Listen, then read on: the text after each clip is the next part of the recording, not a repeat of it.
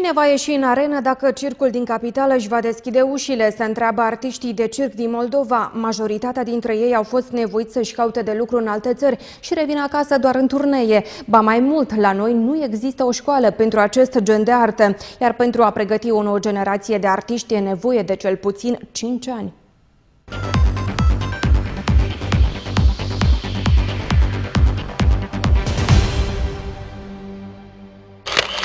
Pe când s-a deschis Circul de Stat din Chișinău, Irina Șceatco era studentă la Institutul Pedagogic. Ea își amintește că nu pierdea niciun spectacol și întotdeauna era curioasă să știe ce se întâmplă în culise.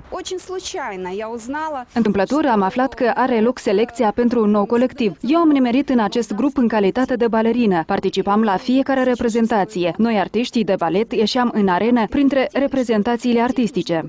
Circul din Chișinău era parte componentă a Circului de Stat Unional, iar artiștii călătoreau prin diferite țări.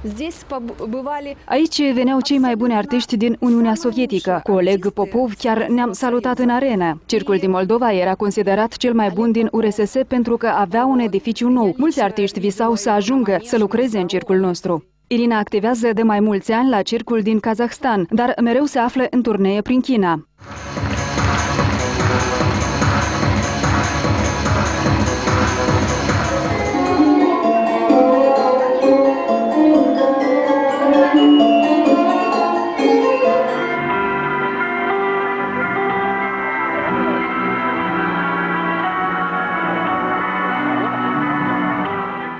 Irina este sigură că mulți dintre artiștii de circ revin cu plăcere în Moldova, dar numai în turnee, așa că nu va fi ușor să constitui o trupă nouă. Pentru a forma un nou colectiv de artiști de circ, trebuie mai întâi să existe o școală care să pregătească artiști în acest gen, să-i atragă cumva pe tineri. Pentru a forma niște profesioniști ar fi nevoie de cel puțin 5 ani.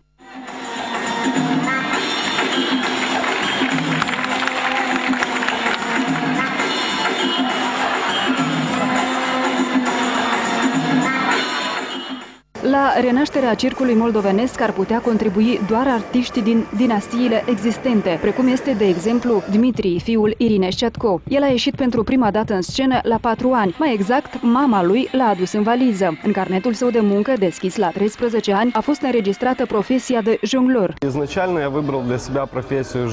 Inițial mi-am ales profesia de jonglor. Am încercat să jonglez pentru prima oară pe la vârsta de 5-6 ani. Pe atunci nu aveam bile speciale și mă antrenam cu cartofi.